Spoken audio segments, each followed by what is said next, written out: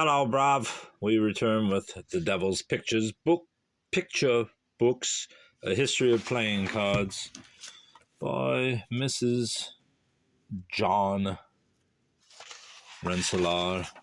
Von Rensselaer, I believe was her name. This is John King von Rensselaer, which I've mentioned previously. I purchased the book at John King Books. This is from 1893. I last read a chapter in March before I got busy with the novel. Now we go to the section of name. The first positive mention of playing cards is in a manuscript by Nicholas de Cavalezzo, which is preserved among the archives of Viterbo. In 1379, says the chronicler, playing cards were introduced in Viterbo. I don't know how to say it. I probably should research this, but I like to be surprised by what I read, so I'm not going through any of these texts beforehand, unless previously mentioned. These came from the country of the Saracens and were called nabe. The Italians have for centuries called their cards naibi, and in Spain they are still named napes. Napes.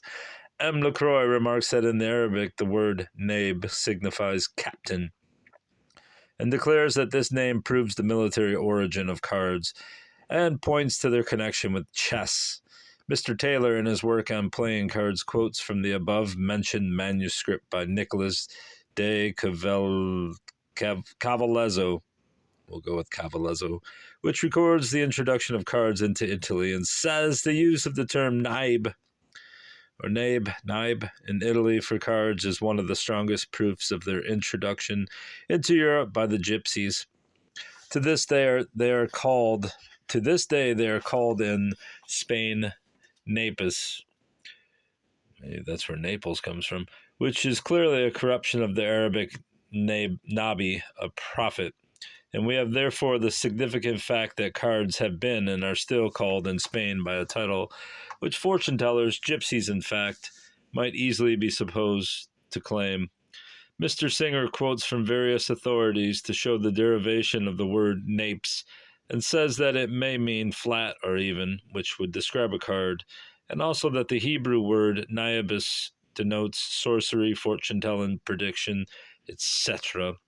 Mr. Chatto derives the same word from one found in Hindustani, naib or naib, which signifies a viceroy, lieutenant or deputy, and says, as the game of chess was known in Hindustan by the name of the Four Kings, if cards were suggested by chess and invented in the same country, the supposition that they might have been called Shatir Nawab, the four viceroys, as the cognate game of chess was called the Four Kings, and that this name subsequently became changed into Shartati Naib, is at least as probable as the derivation of napes from NP, the initials of Nicholas Pepin, their supposed inventor, which derivation is gravely given by another author.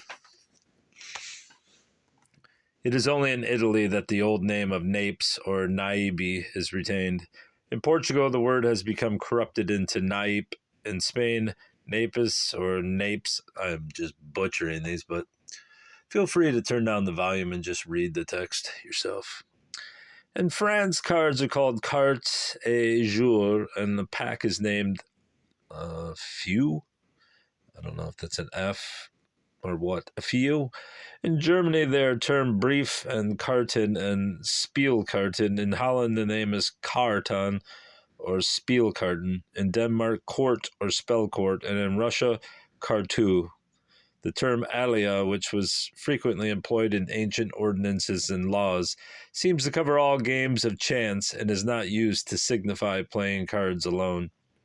The derivation of the English word card from the French carte is too plain to require further comment. Right, that was a rather short chapter. That suits our purposes. Goodbye.